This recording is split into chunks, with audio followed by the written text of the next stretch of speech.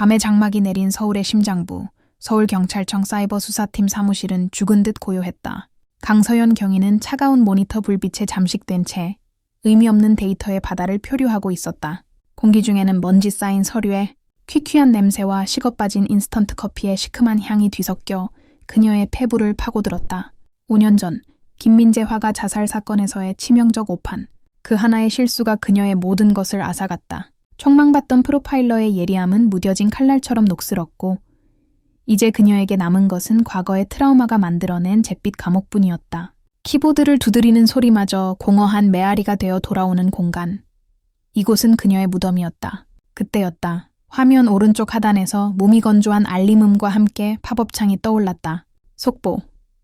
5년 전 사망한 천재 화가 김민재, 미공개 유작, 마지막 심연, NFT 경매서 100억 원의 낙찰, 김민재. 그 세 글자가 서연의 심장을 얼음 송곳으로 꿰뚫는 듯했다. 숨이 멎었다. 손가락이 키보드 위에서 돌처럼 굳었다. 잊으려. 발버둥 쳤던 이름, 그녀의 삶을 송두리째 무너뜨린 망령이 5년의 세월을 뛰어넘어 디지털 세상의 가장 화려한 무대 위로 귀환한 것이다. 단순한 가십거리로 치부하고 창을 닫아야 했다. 하지만 저주처럼 얽힌 이름은 자석처럼 그녀의 시선을 붙들고 놓아주지 않았다. 마치 홀린 듯 서연은 마우스를 움직여 기사를 클릭했다. 화면 가득 김민재의 마지막 작품, 마지막 심연이 펼쳐졌다. 폭풍우가 몰아치는 검은 바다, 절망적으로 뒤틀린 인물들, 모든 것을 집어삼킬 듯한 거대한 어둠. 그림은 김민재가 스스로 목숨을 끊기 직전의 고통과 절망을 토해내는 듯했다. 사람들은 그의 광기 어린 천재성을 찬양했지만 서연의 눈에는 그저 한 인간의 처절한 유서로 보일 뿐이었다. 가슴 한구석이 서늘하게 아려왔다. 그때 그녀의 잠자던 프로파일러의 본능이 날카로운 비명을 질렀다. 그림의 가장 깊고 어두운 구석, 그곳에 무언가 있었다. 서연은 망설임 없이 이미지 확대 버튼을 눌렀다. 화면이 픽셀 단위로 깨지기 직전까지 집요하게 파고들었다. 대부분의 사람이라면 그저 물감이 튄 자국이나 의도 없는 붓의 흔적으로 여겼을 부분이었다. 하지만 서연의 눈에는 똑똑히 보였다. 폭풍에 휩쓸리는 파도 아래 마치 숨겨놓은 이스터 에그처럼 그려진 지극히 작은 인형. 그것은 단순한 형상이 아니었다. 목이 기괴한 각도로 꺾인 채 오른손으로는 무언가를 필사적으로 움켜쥐려는 듯한 한 남자의 모습. 그 섬뜩할 정도로 구체적인 디테일은 서연의 뇌리에 박혀있던 어떤 이미지와 정확히 겹쳐졌다. 온몸에 피가 차갑게 식는 것이 느껴졌다. 서연은 떨리는 손으로 다른 창을 열어 내부망에 접속했다. 최근 종로에서 발생한 미제 살인사건의 현장 사진, 그리고 그 피해자의 마지막 모습. 목이 꺾인 각도, 경직된 채 허공을 붙잡으려던 오른손의 형태까지.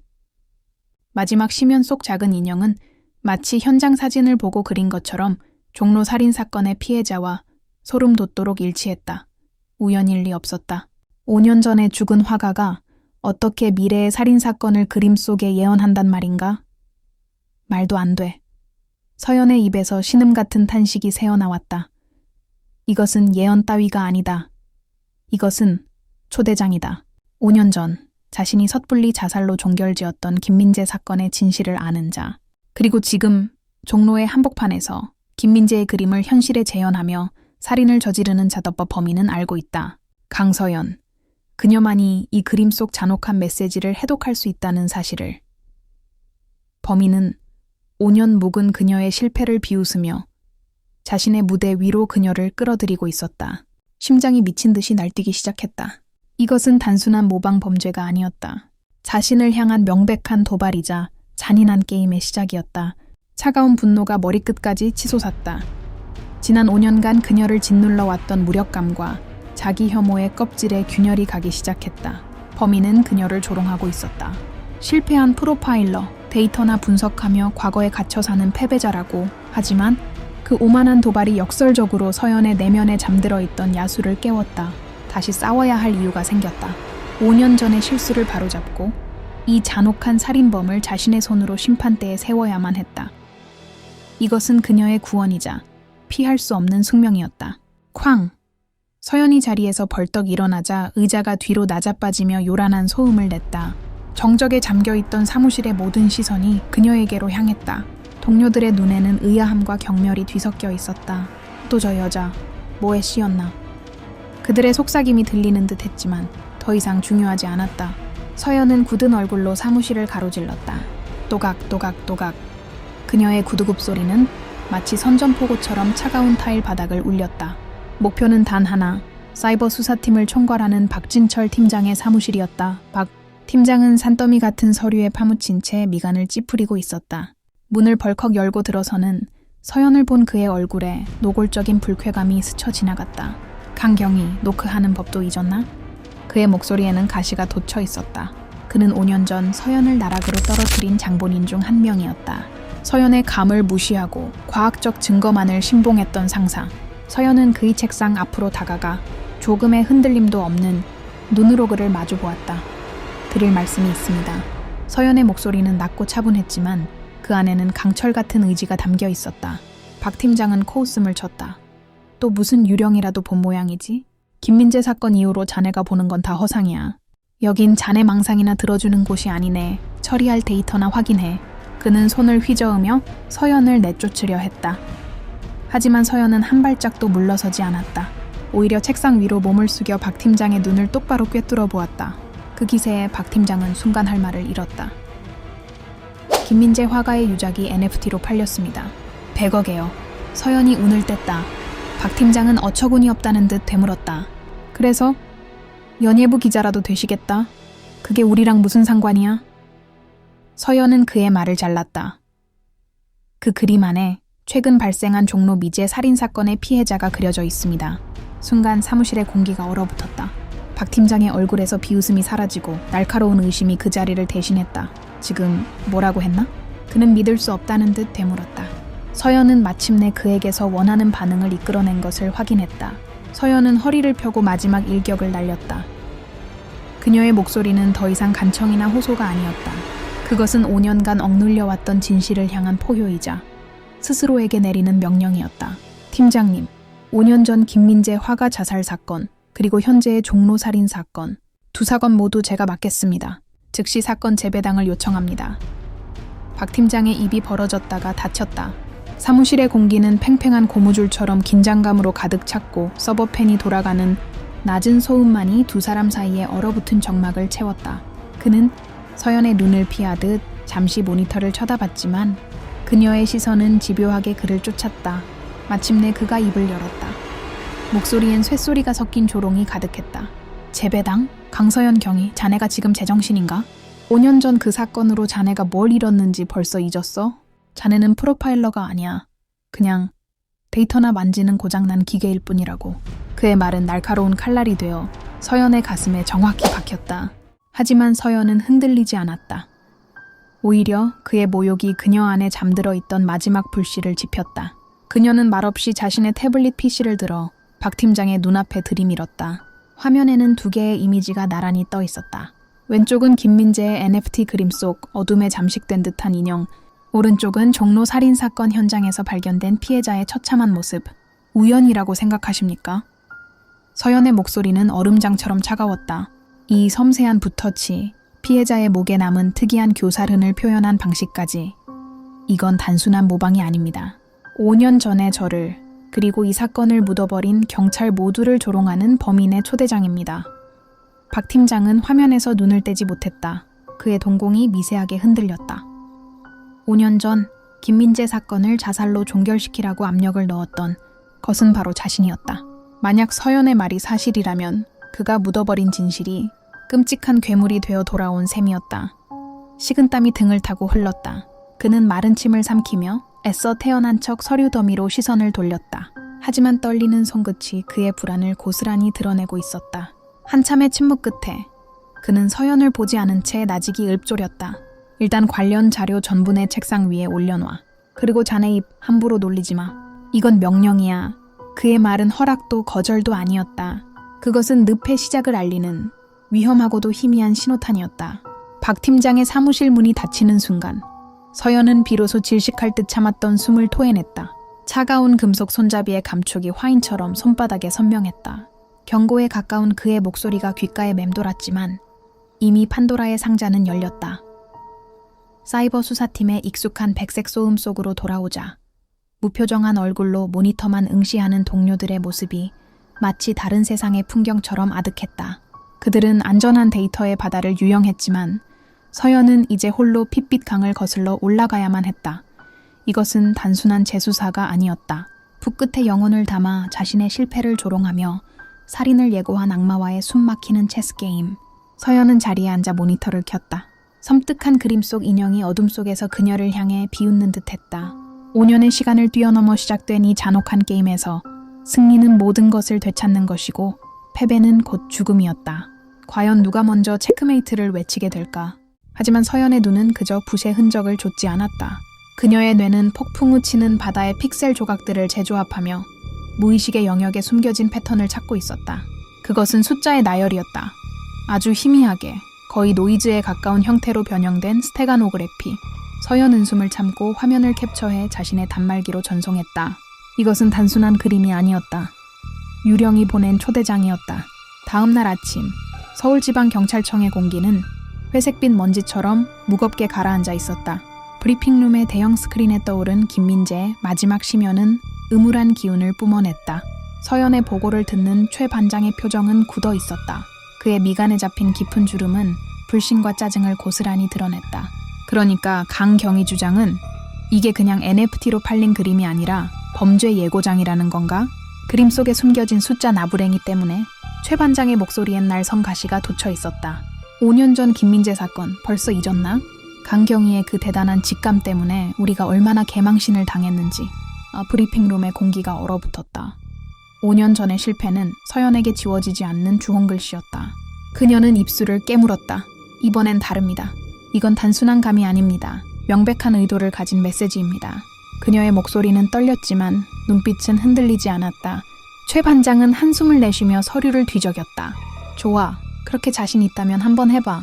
대신 조건이 있어. 사이버 수사팀의 박준호, 순경이랑 같이 움직여. 그 사이버 수사팀의 사무실은 다른 세상이었다. 희미한 모니터 불빛과 서버 팬이 돌아가는 낮은 소음, 스타레한, 커피향과 오존 냄새가 뒤섞인 공간. 그곳에 박준호가 있었다. 검은 후드티를 뒤집어 쓴 채 그는 6개의 모니터에 둘러싸여 있었다. 수사관이라기보다는 어둠 속에 사는 골방의 천재 해커에 가까운 모습이었다. 그는 서연이 내민 자료를 흘깃 쳐다볼 뿐 시선은 여전히 복잡한 코드가 흘러가는 화면에 고정되어 있었다. 강서연 경위입니다.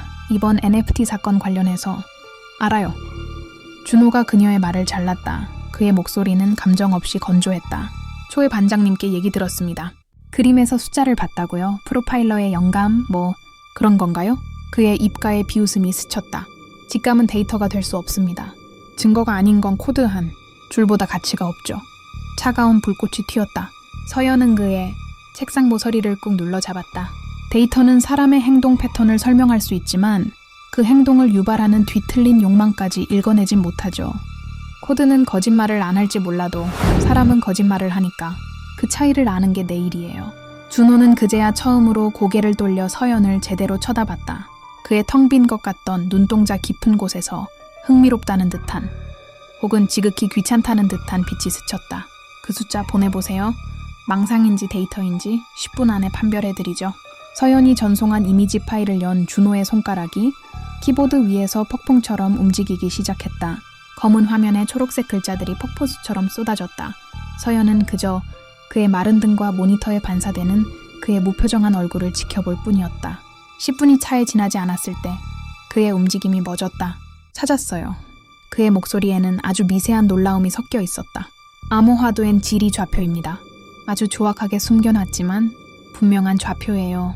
강남구 청담동. 그들이 도착한 곳은 갤러리 엘리시안이었다. 통유리와 차가운 대리석으로 지어진 건물은 작품을 전시하는 공간이라기보다 불을 과시하는 거대한 쇼케이스처럼 보였다. 안으로 들어서자 소독약 냄새와 비싼 향수가 뒤섞인 공기가 그들을 맞았다.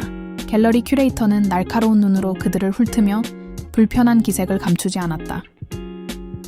김민재 작가님이나 혹시 모르프스라는 이름을 들어보신 적 있습니까? 서연의 질문에 큐레이터는 가면 같은 미소를 지으며 고개를 저었다. 저희는 검증된 작가들의 작품만 취급합니다.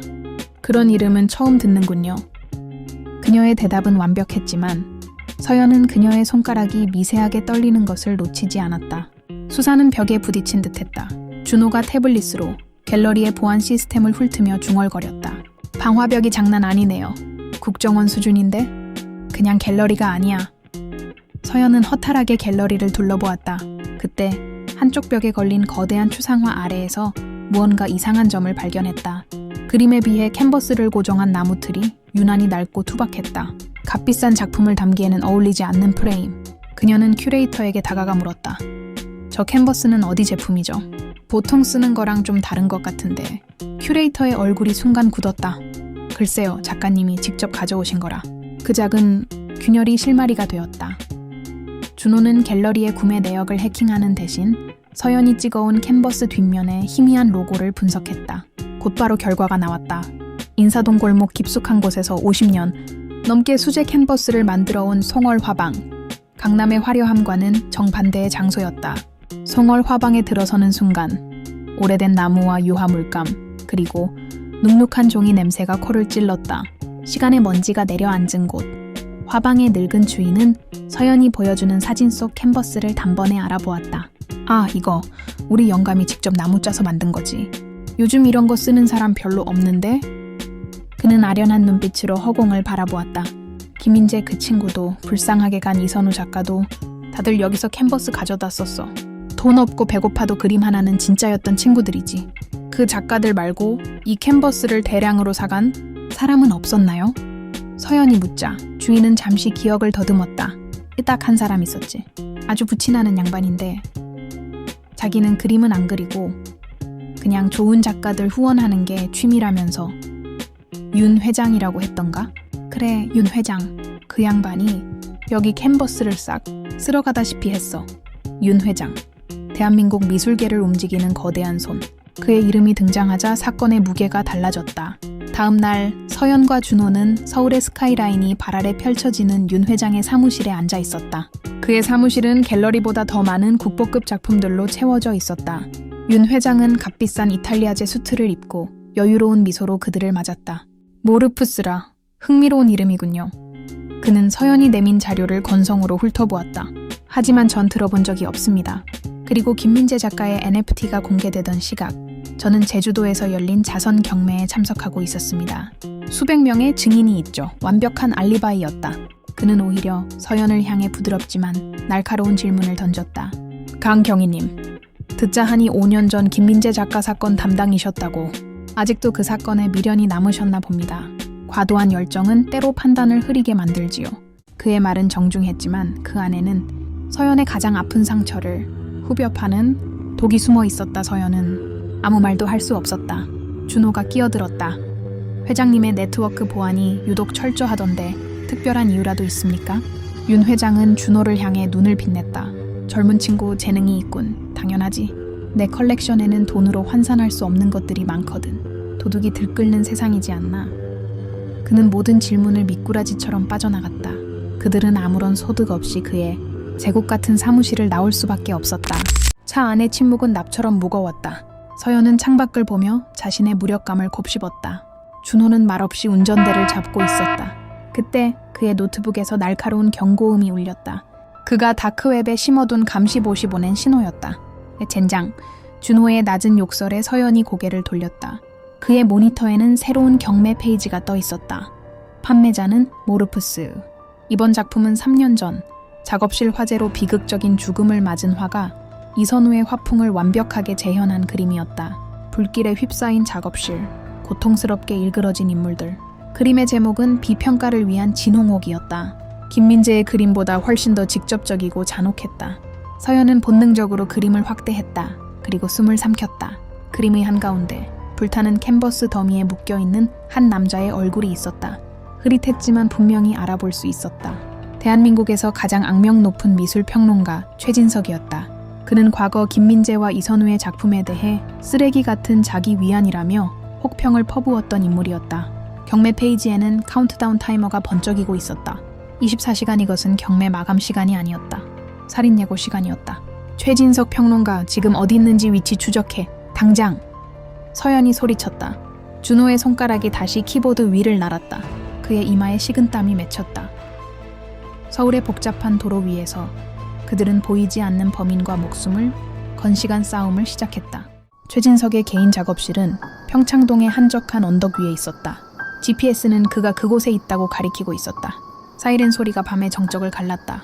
하지만 그들이 작업실에 가까워질수록 서연의 심장은 불길한 예감으로 차갑게 식어갔다. 매캐한 연기 냄새가 바람을 타고 흘러왔다. 차가 급정거하고 그들은 거의 동시에 차에서 뛰쳐나왔다. 작업실의 문은 미세하게 열려 있었고 그 틈으로 붉은 불빛이 새어나오고 있었다. 문을 열자 뜨거운 공기와 함께 역한 기름 냄새, 그리고 피비린내가 훅 끼쳐왔다. 눈앞에 펼쳐진 광경은 지옥도 그 자체였다. 모르푸스의 그림 비평가를 위한 진홍옥이 현실에 그대로 재현되어 있었다. 불타담한 캔버스들, 중앙에 놓인 의자, 그리고 그 위에 쓰러져 있는 최진석. 그의 주변에는 붉은 유화 물감이 피처럼 흩뿌려져 있었다. 서연은 코를 막으며 현장으로 다가갔다. 바닥에 떨어진 물감통, 그곳에는 송월화방에서 보았던 것과 똑같은 로고가 찍혀 있었다. 지금까지 디지털 세상에만 존재했던 범죄가 끔찍한 실체로 눈앞에 드러난 순간이었다. 늘 모니터 뒤에 있던 준호는 창백하게 굳은 얼굴로 입을 막았다. 데이터와 코드로 이루어진, 그의 세계가 붉은 피와 살점으로 이루어진 현실의 잔혹함 앞에 무력하게 부서져 내렸다. 그는 처음으로 이 사건이 단순한 해킹이나 디지털 범죄가 아니라는 것을 온몸으로 깨달았다. 경찰서로 돌아온 서연과 준호는 한마디도 하지 않았다. 팀원들은 두 평론가의 죽음을, 과거 그들의 독설의 원한을 품은 누군가의 단순 복수극으로 단정짓는 분위기였다. 하지만 서연은 그럴 리 없다고 생각했다. 범행은 너무나 치밀하고 상징적이며 연극적이었다. 이것은 단순한 분노 표출이 아니었다. 더 거대한 메시지를 담고 있었다. 그냥 복수심 때문이라면 이렇게까지 할 필요가 없어요. 서연이 텅 빈 회의실에서 혼잣말처럼 중얼거렸다. 그는 복수를 하는 게 아니야. 무언가를 보여주려는 거야, 우리 모두에게. 그녀의 머릿속에서 흩어져 있던 조각들이 소용돌이쳤다. 김민재, 이선우 두 명의 평론가, 송월화방의 캔버스, 그리고 윤 회장의 오만한 얼굴. 그녀는 자리에서 벌떡 일어나 준호에게 다가갔다. 그는 여전히 충격에서 벗어나지 못한 듯 멍하니 모니터를 보고 있었다. 준호 씨도 평론가의 미술, 비평 자료 말고 그들의 금융 기록을 파헤쳐 줄 수 있어요? 아무도 모르는 뒷돈거래 같은 거. 뭐든지 좋아요. 준호는 고개를 들었다. 그의 눈에는 이전의 냉소 대신 혼란과 알 수 없는 의무감이 뒤섞여 있었다. 그는 말없이 고개를 끄덕이고 다시 키보드에 손을 얹었다. 이번에는 망설임이 없었다. 몇 시간 후 준호가 서연을 불렀다. 그의 목소리는 낮게 잠겨 있었다. 찾았어요? 강경희님 말이 맞았어요. 모니터 화면에는 복잡한 자금 흐름도가 펼쳐져 있었다. 두 평론가는 스위스 비밀 계좌를 통해 정기적으로 거액의 돈을 송금받고 있었다. 그 돈의 출처는 유령 회사로 위장된 페이퍼 컴퍼니, 그리고 그 회사의 실소유주는 윤 회장이었다. 충격적인 사실은 그것뿐만이 아니었다. 그들은 윤 회장의 자금 세탁을 도왔을 뿐만 아니라 김민재와 이선우 같은 재능이 있지만 가난한 작가들에게 의도적으로 접근했다. 그들의 작품을 헐값에 사들여 창고에 쌓아둔 뒤 그들이 죽거나 유명해지면 엄청난 가격에 되팔아 차익을 챙기는 브로커 역할을 해왔던 것이다. 그들은 평론가가 아니라 예술가의 영혼을 먹고 사는 하이에나였다. 서연은 온몸에 소름이 돋는 것을 느꼈다. 모든 조각이 들어맞았다. 모르푸스의 분노는 두 평론가 개인을 향한 것이 아니었다. 그들 뒤에 있는 거대한 시스템, 재능을 착취하고 예술을 돈벌이 수단으로 전락시킨 부패한 자본의 심장을 겨누고 있었다. 서연은 창밖의 어두운 도시를 내려다보며 나지막이 읊조렸다. 그녀의 목소리는 분노와 전율로 떨리고 있었다. 이건 심판이야. 서연의 낮은 읊조림은 차가운 사무실 공기에 스며들어 얼어붙었다. 심판. 그 단어는 단순한 추측이 아니라 등골을 타고 오르는 확신이었다. 바로 그 순간 그녀의 책상 위에 놓인 모니터가 칠흑 같은 어둠에 잠식당했다. 경고도 없이 모든 창이 강제로 닫히고 오직 검은 화면 중앙의 하얀 점 하나가 깜빡였다. 준호가 욕설을 내뱉으며 키보드를 두드리기도 전에 그 점은 서서히 사람의 형상으로 번져나갔다. 화면을 가득 채운 얼굴 서연은 숨을 멈췄다. 5년 전 그녀의 모든 것을 앗아갔던 바로 그 얼굴, 무고한 청년 김민재였다. 억울함과 절망으로 가득 찼던 그의 마지막 눈빛이 아니었다. 화면 속 그는 기묘하게 웃고 있었다. 입꼬리는 올라가 있었지만 눈은 텅 비어 있었다. 딥페이크. 서연의 머릿속에서 이성적인 단어가 떠올랐지만 심장은 얼음물에 담근 듯 차갑게 가라앉았다. 그리고 목소리가 흘러나왔다. 김민재의 것이었지만 기계음이 섞인 듯 부자연스럽게 늘어지고 뒤틀린 음성이었다. 강서연 경위. 그 목소리는 스피커를 찍고 나와 서연의 귓속으로 파고들었다. 오랜만이군. 내 얼굴 잊지 않았겠지? 화면 속 김민재의 입술이 단어에 맞춰 움직였다. 완벽한 조롱이었다. 당신이 틀렸어. 언제나처럼.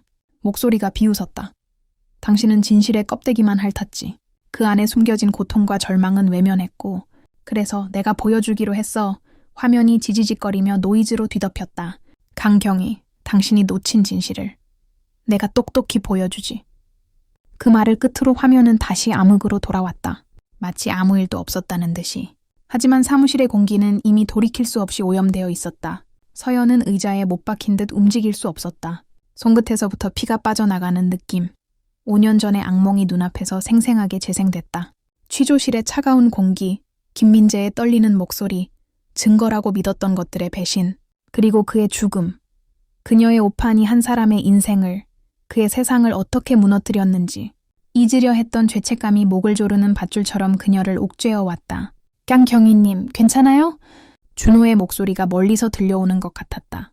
그는 이미 서연의 컴퓨터에 자신의 장비를 연결하고 있었다. 그의 손가락이 키보드 위에서 폭풍처럼 움직였다. 젠장 흔적을 거의 남기지 않았어. 프록시를 몇 개나 거친 거야. 이 자식, 보통이 아니야. 그는 분노했지만 그의 시선은 걱정스럽게 서연에게 향해 있었다. 서연은 대답할 수 없었다. 그녀의 세상은 이미 5년 전 그날의 취조실로 돌아가 있었다. 벽에 걸린 낡은 시계, 희미한 담배 냄새, 그리고 김민재의 마지막 말. 이 언젠가 당신도 알게 될 겁니다. 당신이 얼마나 잔인한 실수를 했는지. 저주 같은 말이 모르프스의 목소리로 그녀의 뇌리에서 울려 퍼졌다. 그날 이후 서연은 잠들지 못했다. 눈을 감으면 김민재의 얼굴이 나타났고 귓게는 기계음 섞인 조롱이 맴돌았다. 현실과 악몽의 경계가 흐릿해졌다. 복도를 걷다가 스쳐 지나가는 사람의 얼굴에서 김민재를 보았고 서류. 더미 속에서 그의 필적을 발견하는 환각에 시달렸다. 커피잔을 든 손이 미세하게 떨렸고 집중력은 모래알처럼 흩어졌다. 팀원들의 시선이 칼날처럼 날아와 박혔다. 처음에는 동정이었지만 시간이 지나면서 의심과 불신으로 변해갔다. 강경희, 요즘 너무 예민한 거 아니야? 회의 시간에 한 선배 형사가 툭 던진 말은 비수가 되었다. 팀장은 그녀를 불러 며칠 쉬는 게 어떻겠냐고 조심스럽게 권했지만 그것이 사실상의 수사 배제 명령임을 서연은 알고 있었다. 그녀는 고립되었다. 범인이 노리는 게 바로 이겁니다. 서연은 팀장을 향해 목소리를 높였다. 하지만 떨리는 음성은 그녀의 불안을 감추지 못했다. 저를 흔들어서 수사 전체를 마비시키려는 거예요. 심리전이라고요. 하지만 그녀의 항변은 텅 빈 복도처럼 공허하게 울렸다. 팀원들은 그녀가 트라우마에 잠식되어 이성적인 판단을 내리지 못한다고 생각했다. 어쩌면 그들의 생각이 맞을지도 몰랐다. 그녀가 가장 견디기 힘든 것은 자기 자신에 대한 불신이었다. 프로파일러로서 그녀의 가장 큰 무기는 직관과 공감 능력. 하지만 이제 그녀는 자신의 감각조차 믿을 수 없었다. 모르프스는 정확히 그녀의 가장 약한 부분을 파고들었다. 과거의 실패, 묻어둔 죄책감. 그는 서연이라는 인간의 설계도를 완벽하게 파악하고 있었다. 모두가 그녀에게서 등을 돌렸을 때 묵묵히 그녀의 곁을 지킨 것은 박준호 순경이었다. 그는 아무것도 묻지 않았다.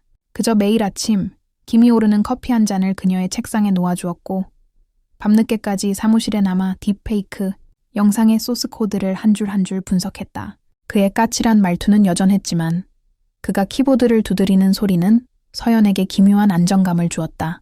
어느 날 새벽 텅 빈 사무실에서 서연이 또다시 악몽에서 깨어났을 때 준호가 조용히 다가와 헤드셋 한쪽을 건넸다. 들어봐요. 헤드셋에서는 기계음 섞인 김민재의 목소리가 흘러나오고 있었다. 서연이 몸을 떨자 준호가 나지막이 말했다. 목소리 합성 방식이 조악해요. 오래된 오픈소스 라이브러리를 썼더군요. 감정 표현 레이어가 거의 없어. 분노를 흉내내고 있지만 데이터는 차가워요. 그는 모니터를 가리켰다. 화면에는 복잡한 코드들이 가득했다. 영상도 마찬가지예요. 마이크로 익스프레션, 미세한 얼굴 근육의 떨림을 구현하지 못했어요. 그래서 어색한 겁니다. 신처럼 완벽해 보이지만 구멍투성이에요.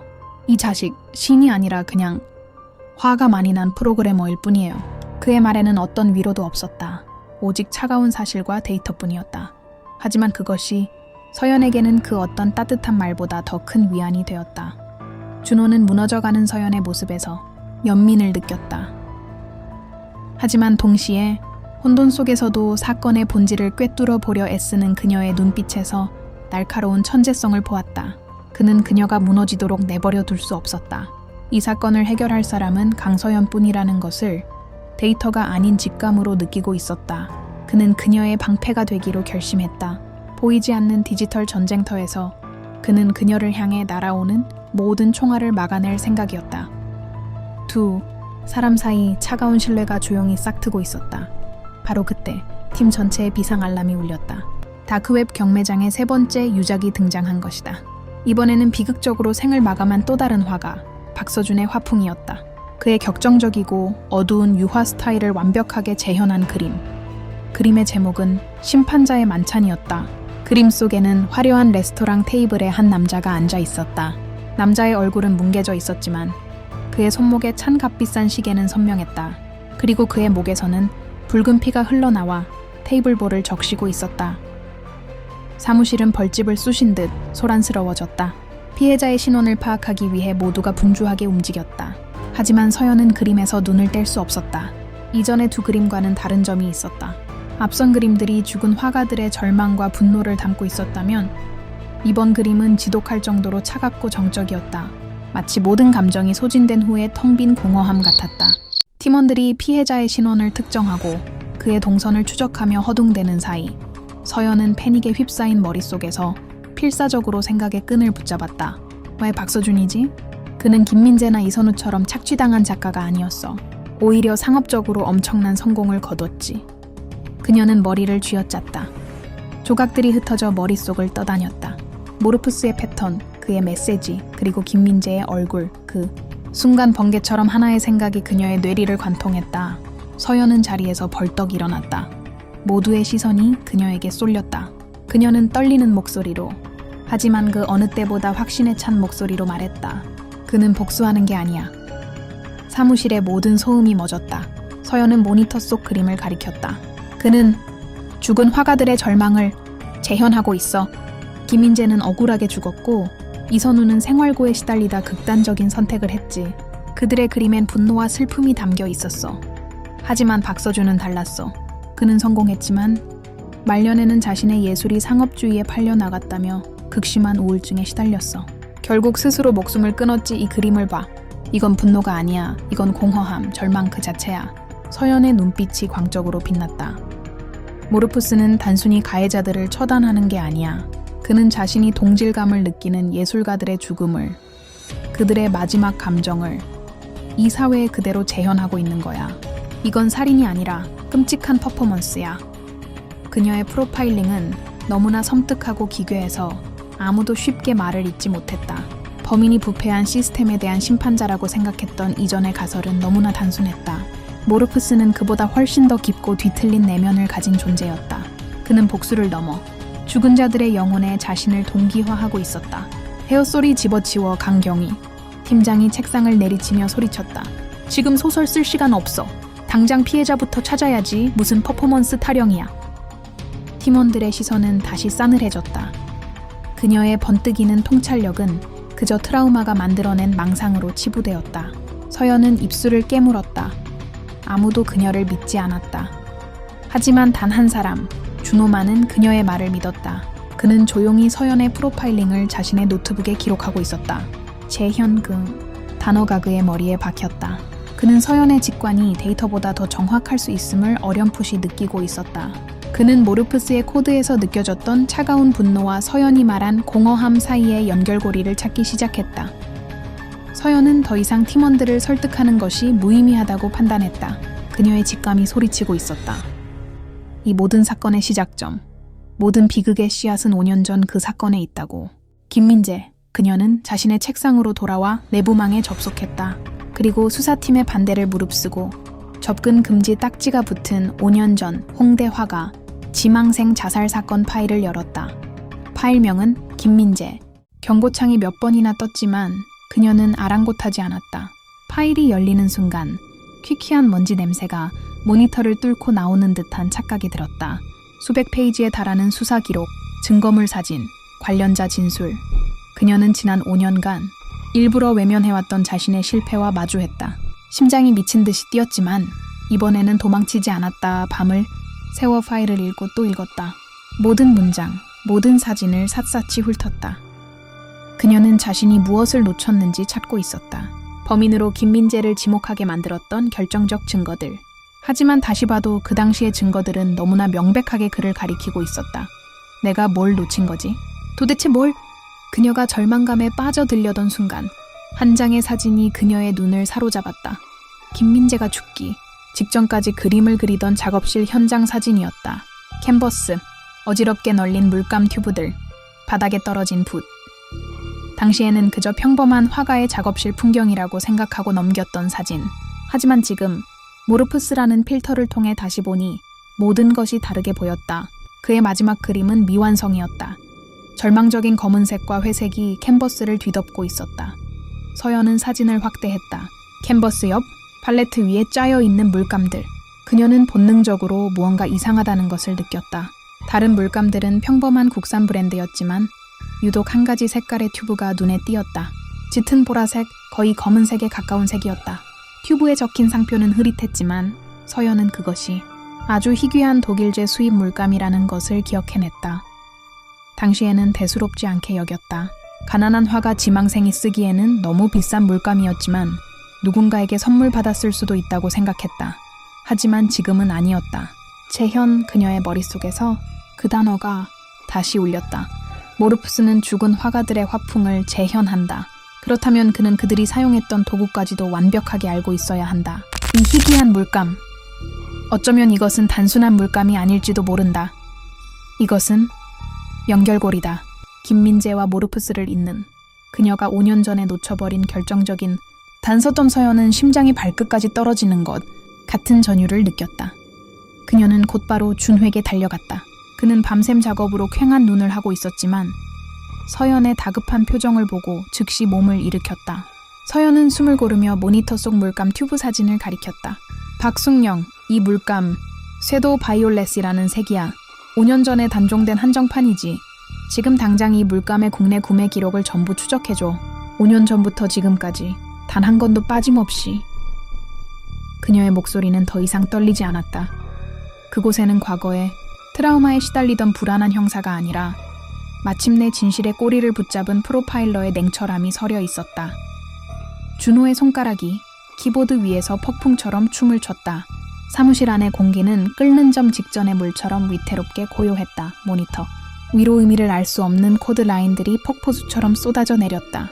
그의 옆에서 서연은 숨을 죽인 채 그 광경을 지켜봤다. 5년 전 낡고 먼지 쌓인 증거물 상자 안에서 발견했던 희귀한 물감 튜브 하나. 그것이 지금 거대한 디지털의 바다에서 진실을 낚아올릴 유일한 낚싯바늘이었다. 젠장. 준호가 낮게 욕설을 뱉었다.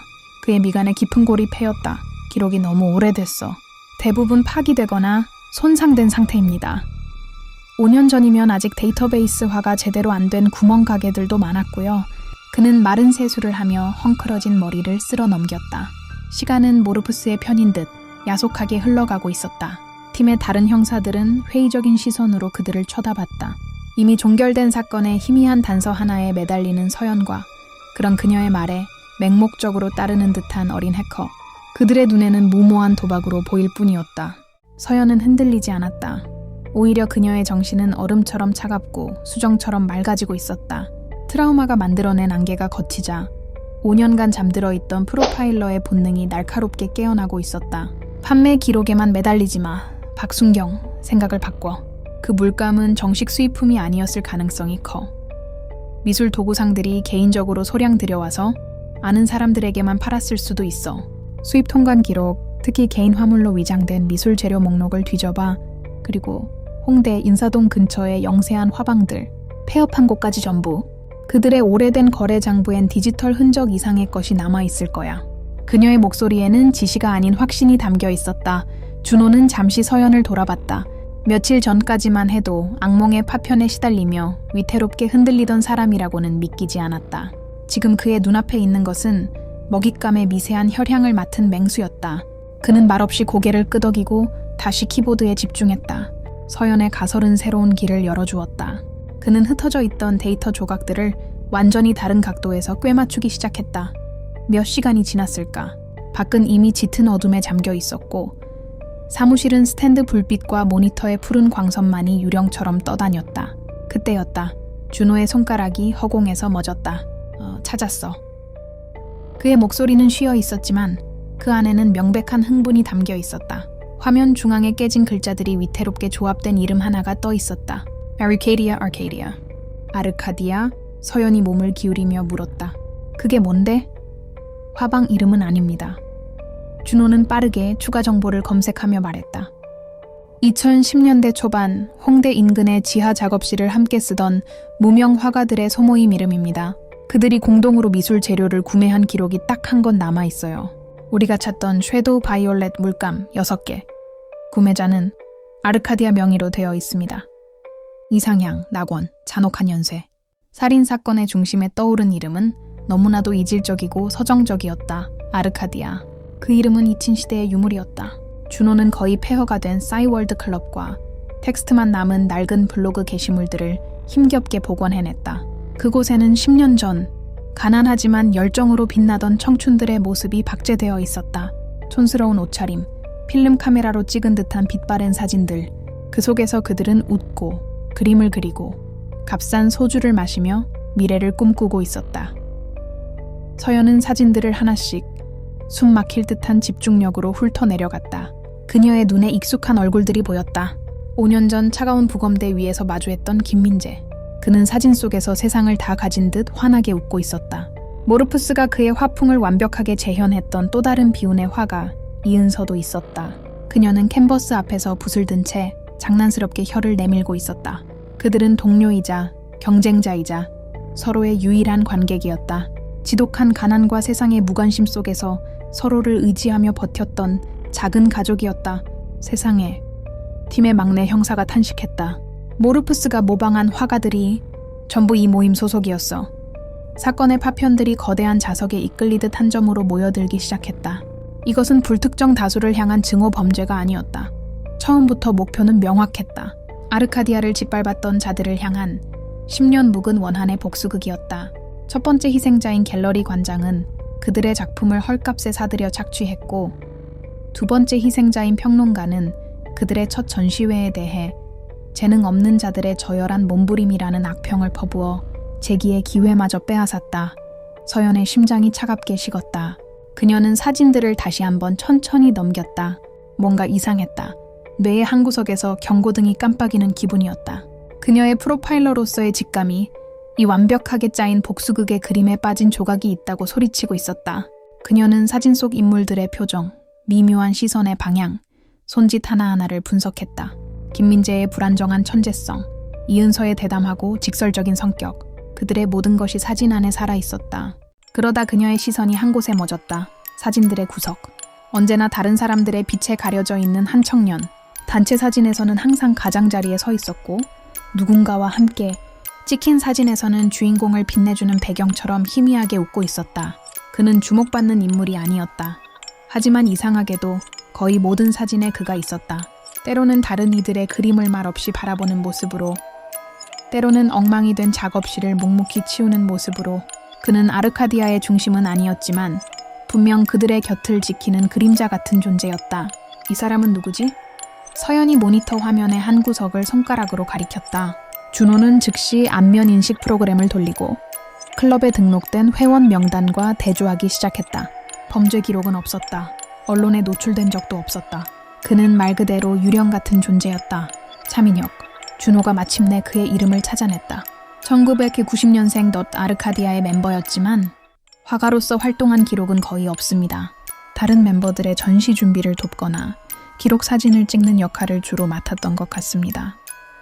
준호는 계속해서 그의 신상 정보를 검색했다. 그리고 잠시 후 그의 손가락이 멈췄다. 특이사항이 있습니다. 2018년 이후로 모든 사회적 활동 기록이 전무합니다.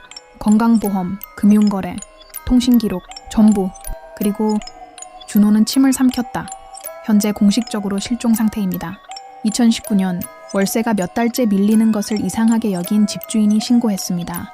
연고자가 없어 단순 가출로 처리된 것 같습니다. 차민혁. 서연은 그 이름을 입안에서 굴려보았다. 심장이 불길하게 뛰기 시작했다. 사라진 사람. 세상에서 증발해버린 남자. 그녀는 다시 사진 속의 그를 보았다. 조용하고 선한 미소. 하지만 그 눈빛 깊은 곳에는 다른 천재들의 빛을 동경하면서도 결코 그들처럼 될 수 없다는 슬픔 같은 것이 어려 있었다. 다른 사람들은 태양이었어. 서연이 나직이 읊조렸다. 스스로 빛을 내고 격렬하게 타오르다 재가 되었지. 하지만 저 사람은 행성이야. 태양의 주위를 맴돌며 그 빛을 반사하고 온기를 나누어 가졌던. 그런데 그 태양이 사라져 버렸을 때 그는 어떻게 됐을까? 암흑 속에서 홀로 남겨진 행성은 스스로 빛을 낼 수 없다. 얼어붙거나 스스로 파괴될 뿐이다. 그에 대해 더 알아내야 해. 서연의 목소리는 단호했다. 그의 SNS 이메일 클라우드, 뭐든 좋아.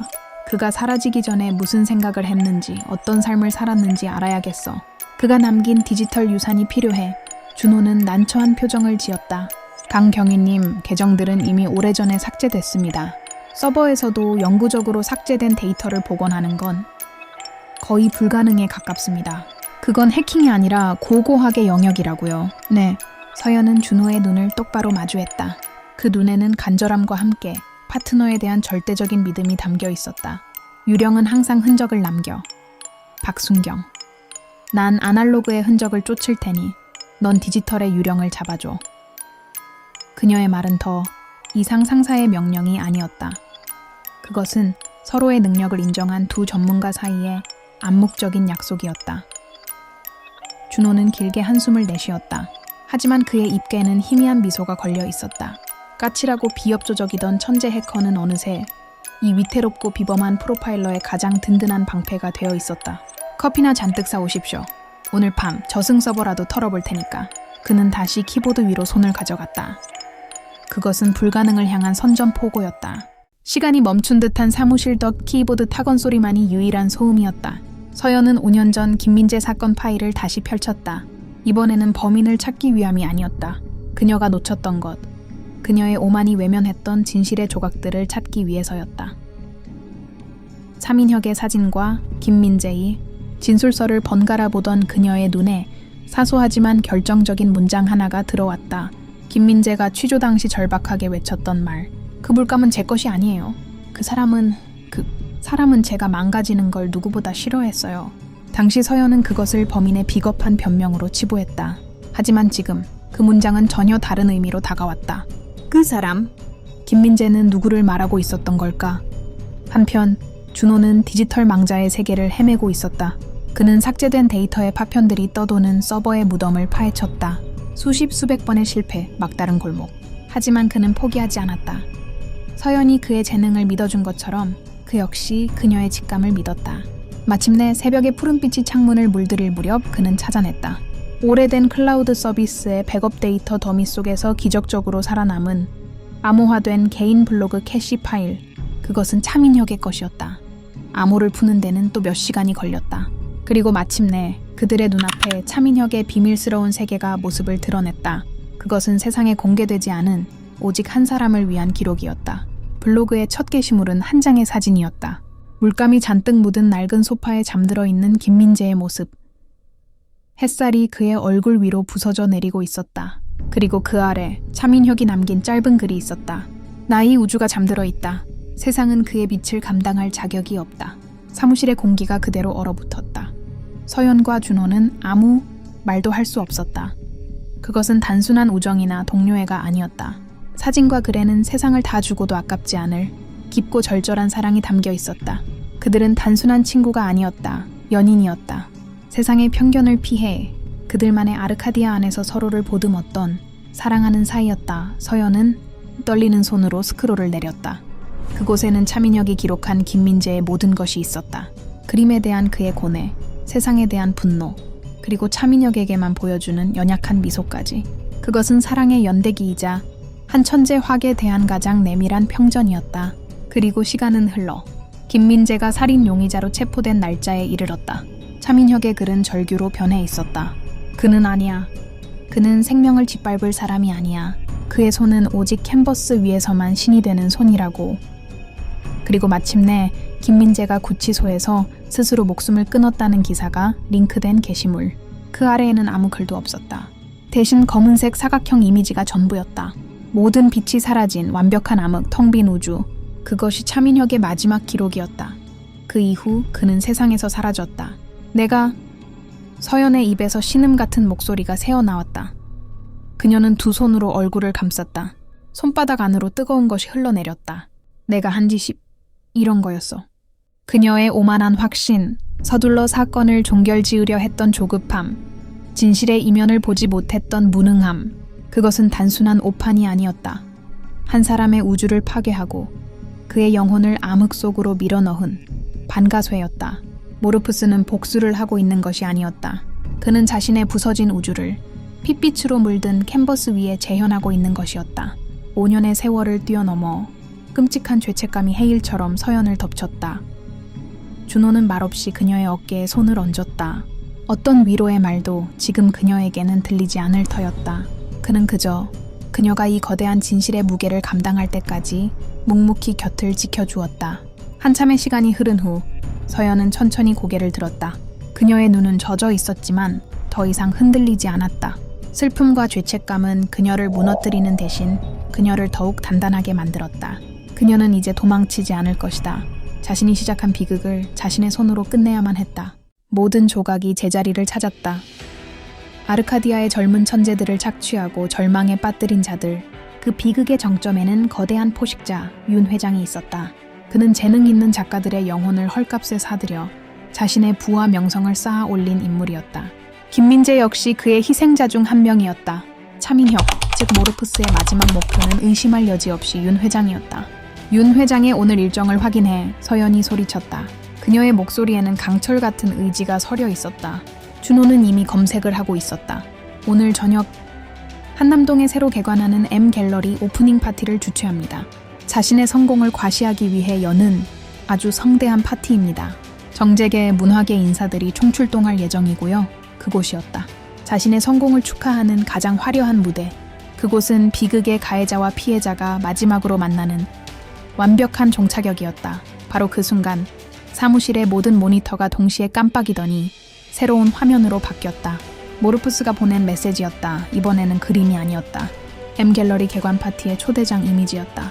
황금빛으로 빛나는 화려한 초대장 아래 짙은 보라색 글씨가 유령처럼 떠올랐다.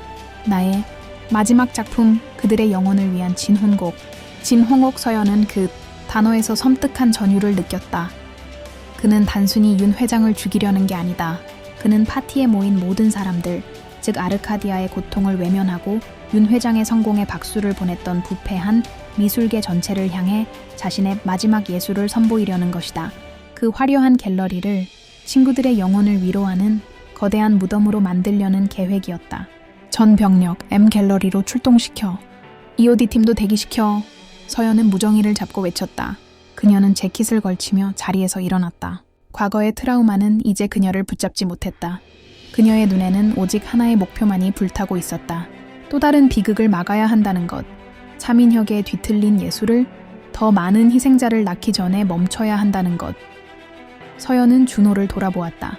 짧은 시간 동안 불신과 연민, 그리고 신뢰를 나누었던 파트너. 준호 역시 결심을 굳힌 얼굴로 고개를 끄덕였다. 가서 그 지독한 연주회의 막을 내리게 하죠. 그들은 함께 사무실을 뛰쳐나갔다. 서울의 밤은 그들을 삼킬 듯 화려한 넌사인으로 빛나고 있었고 멀리서 다가오는 사이렌 소리가 곧 시작될 클라이맥스의 서곡처럼 울려 퍼지고 있었다. 한남동 M갤러리 앞은 전쟁터였다. 차가운 밤 공기는 사이렌의 비명과 사람들의 불안한 속삭임으로 얼어붙어 있었다. 요란하게 번쩍이는 경광등 불빛이 유리로 된 갤러리 외벽을 붉고 푸르게 물들였고 그 안에 화려한 샹들리에는 마치 다른 세상의 유물처럼 고고하게 빛나고 있었다. 서연은 차문을 열고 내리며 밤의 냉기를 깊게 빨아들이는 것으로 호흡을 가다듬었다. 폭탄 총기 난사? 아니, 서연은 고개를 저었다. 모르프스는 그런 조잡한 예술가는 아니었다. 그는 무대 위에 폭탄을 올려놓지 않을 거예요. 현장 지휘관에게 다가가며 그녀가 말했다. 준호가 그녀의 뒤를 따랐다. 이곳은 그의 마지막 전시장이자 무덤이에요. 그는 예술로 끝을 낼 겁니다. 가장 잔인하고 가장 화려한 예술로. 그녀의 말이 끝나기 무섭게 갤러리 내부에서 날카로운 비명이 터져 나왔다. 파티의 흥겨운 음악이 찢어지는 듯한 불협화음으로 바뀌었다. 갤러리의 모든 스크린, 벽에 걸린 거대한 미디어 아트 작품부터 손님들의 손에 들린 태블릿까지 일제히 기괴한 이미지로 뒤덮였다. 그것은 AI가 생성한 악몽이었다. 윤 회장의 탐욕스러운 얼굴이 녹아내리며 아르카디아 소속 작가들의 고통스러운 얼굴과 겹쳐졌다. 기계가 학습한 슬픔은 인간의 것보다 더 섬뜩했고 디지털로 구현된 절규는 음소거된 채 화면을 가득 채웠다. 샴페인 잔이 바닥에 떨어져 깨지는 소리. 공포에 질린 사람들의 아우성이 뒤섞여 아비규환을 만들었다.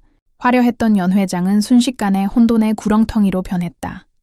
서연은 혼란 속에서도 침착하게 스크린을 응시했다. 영상의 미세한 깨짐, 데이터가 전송되는 특유의 패턴. 그녀의 뇌는 수십 개의 가능성을 지우고 단 하나의 답을 찾아냈다. 서버실로아의 건물의 심장이야. 그녀가 나지막이 읊조렸다. 무장한 경찰 특공대가 건물 내부로 진입하려던 참이었다. 서연이 그들 앞을 막아섰다. 기다리세요. 총은 그의 마지막 퍼포먼스를 완성시켜줄 뿐입니다. 특공대장의 눈이 의심으로 가득 찼다. 프로파일러, 지금 장난할 시간 없어. 서연은 그를 똑바로 마주보았다. 그녀의 눈에는 두려움 대신 강철 같은 확신이 서려 있었다. 제가 가겠습니다, 혼자서. 준호가 그녀의 팔을 붙잡았지만 서연은 단호하게 고개를 저었다. 이것은 그녀와 그 두 사람의 싸움이었다. 서버실에 문은 잠겨있지 않았다. 마치 그녀를 기다렸다는 듯이 문을 열자 차가운 공기와 함께 수백 대의 서버가 내는 기계적인 소음이 그녀를 덮쳤다. 방 안은 어두웠고 오직 중앙에 놓인 하나의 모니터만이 푸른빛을 발하며 한 남자의 실루엣을 비추고 있었다. 모르프스, 차민혁이었다. 그는 세상의 모든 소음과 단절된 듯 자신의 작품이 상영되는 모니터를 성스러운 유물처럼 바라보고 있었다. 그의 손에는 작은 기폭 장치처럼 보이는 물건이 들려 있었다. 결국 찾아왔군, 나의 유일한 관객. 그가 돌아보지 않고 말했다. 목소리는 기계음 속에 스며들어 유령처럼 공허했다. 어때? 내 마지막 작품이. 붓과 물감 대신 빛과 코드로 그려낸 진홍옥이야. 서연은 천천히 그에게 다가갔다. 바닥에 차가운 금속판이 그녀의 구두굽 아래서 울렸다. 진홍곡? 이건 친구들의 영혼을 위로하는 노래가 아니야, 민혁씨. 그들의 비명에 당신의 증오를 덧칠한 소음에 불과해. 그의 어깨가 미세하게 움찔했다. 니온 아무것도 몰라. 이 썩어빠진 세상은 그들의 고통을 외면했어. 난 그들에게 목소리를 주는 거야. 잊히지 않도록 영원히 박제하는 거라고. 그의 목소리가 격앙되며 방 전체가 그의 분노로 진동하는 듯했다. 그는 천천히 몸을 돌렸다. 광기로 번들거리는 그의 눈이 서연을 향했다. 그리고 이 모든 것의 마침표는 바로 나 자신이 될 거야. 이 부조리한 무대의 마지막 행위자가 되는 거지. 서연은 멈춰서서 그의 눈을 피하지 않았다. 연민도 동정도 아니었다. 한 인간의 영혼을 마주하는 프로파일러의 날카로운 직시였다. 예술가로서의 자존심은 없어? 그녀의 목소리는 칼날처럼 차가웠다. 당신은 창조자가 아니야. 그저 당신이 만든 AI의 꼭두각시일 뿐이야. 저 기계는 슬픔을 흉내낼 뿐. 아무것도 느끼지 못해. 지금의 당신처럼 당신은 친구들을 위한 복수를 하는 게 아니야. 그들의 죽음 뒤에 숨어서 당신의 나약함을 정당화하고 있을 뿐이라고. 그녀는 한 걸음 더 다가섰다. 둘 사이의 거리는 이제 숨결이 닿을 만큼 가까워졌다. 그녀의 목소리가 절박한 외침이 되어 그의 심장을 파고들었다. 당신의 붓은 더 이상 그림을 그리는 게 아니야. 친구들의 영혼을 파괴하고 있을 뿐이라고. 그 순간 차민혁의 세상이 무너져 내렸다. 그녀의 말은 그의 뒤틀린 신념을 지탱하던 마지막 기둥을 부셔버렸다. 예술가 더 창조자. 그가 평생을 걸고 지키려 했던 정체성이었다. 하지만 그녀의 눈 속에서 그는 끔찍한 진실을 보았다. 자신은 더 이상 예술가가 아니라 친구들의 영혼을 제물로 바치는 파괴자에 불과하다는 것을. 그의 손에서 기폭 장치가 땡그랑 소리를 내며 바닥으로 떨어졌다. 강인해 보이던 그의 몸이 실끄러진 인형처럼 바닥에 주저앉았다. 아이 같은 울음소리가 서버의 소음을 뚫고 터져 나왔다. 이 지독했던 연주회는 그렇게 막을 내렸다. 사건이 종결되고 며칠이 흘렀다. 서연은 자신의 사무실 창가에 서서 분주하게 움직이는 도시를 내려다보고 있었다. 지독한 악몽에서 깨어난 기분이었다. 모르프스를 막아선 그 순간 그녀는 과거 자신을 올가매던 트라우마와도 비로소 화해할 수 있었다. 그녀는 더 이상 과거에 갇힌 피해자가 아니었다. 괴물의 마음을 들여다보고 그 어둠 속에서 한 줄기 빛을 찾아내는 진정한 프로파일러로 다시 태어난 것이다. 체포되던 순간 모든 것을 체념한 듯 보이던 모르프스가 그녀를 향해 지었던 그 의미심장한 미소만이 마음 한구석에 가시처럼 박혀 있었다. 그때였다. 사무실 문이 거칠게 열리며 준호가 헐레벌떡 뛰어들어왔다. 그의 얼굴은 하얗게 질려 있었다. 팀장님, 큰일 났어요. 그가 서연의 책상 위에 태블릿 PC를 내던지듯 올려놓았다. 화면에는 어지러운 코드가 가득한 다크웹 페이지가 떠 있었다. 페이지 상단에는 선명한 제목이 적혀 있었다. 무료 배포 모르푸스 AI, 당신도 신이 될 수 있다. 모르푸스가 사용했던 바로 그 인공지능 그림 생성 프로그램의 소스 코드가 전 세계로 퍼져나가고 있었다. 그의 복수는 끝나지 않았다. 아니, 이제부터가 진짜 시작이었다. 그는 스스로를 순교자로 만들고 자신의 예술을 전 세계에 복음처럼 전파한 것이다. 그제야 서연은 그의 마지막 미소의 의미를 깨달았다. 그것은 패배자의 미소가 아니었다. 모든 것을 계획대로 이룬 자의 오만한 승자의 미소였다. 같은 시각, 세상의 어딘가. 창문 하나 없는 어두운 방 안을 모니터의 빛이 유일하게 밝히고 있었다. 화면에는 다운로드 완료라는 작은 팝업 창이 떠 있었다. 정체를 알 수 없는 누군가의 손가락이 마우스를 움직여 확인 버튼을 클릭했다. 이내 화면 가득 새하얀 디지털 캔버스가 열렸다. 텅 빈 순백의 공간. 잠시의 정적 후 섬뜩한 핏방울 같은 붉은색 물감 한 방울이 캔버스 중앙으로 툭 하고 떨어졌다. 그것은 천천히 그리고 불길하게 번져나가기 시작했다. 새로운 비극의 서막이었다.